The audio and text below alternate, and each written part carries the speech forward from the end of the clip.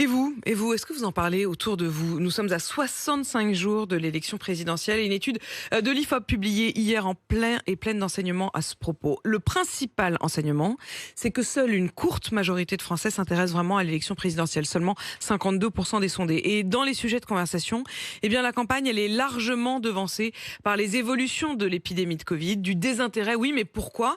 C'est ce que nous avons voulu savoir et c'est le reportage de la rédaction. Il est signé ce matin Cyprien Pézeril et Paul Barcelone. Il suffit de parler de la campagne présidentielle avec des électeurs pour qu'un adjectif revienne. Ridicule. Hélène, complètement désabusée. Chacun y va de son ego, aucun rassemblement, aucun programme. Des programmes, pourtant tous les candidats en ont un, mais ils n'impriment pas dans l'opinion.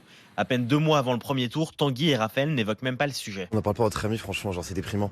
On a des meilleures choses à parler, je crois. Ouais. Des choses un peu plus joyeuses déjà. Entre la gauche qui n'existe plus et l'extrême droite finalement qui rabâche les mêmes discours, mais cette fois qui n'a jamais été aussi présente, je pense que les gens aujourd'hui ils sont fatigués. Il y a des crises partout dans le monde, on a des politiciens qui se foutent littéralement de notre gueule.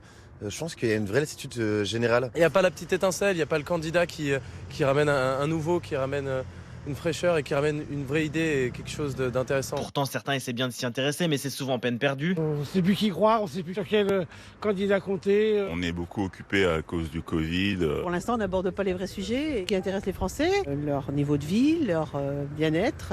Et ce désintérêt des Français s'explique selon Florian Silnicki, expert en communication politique.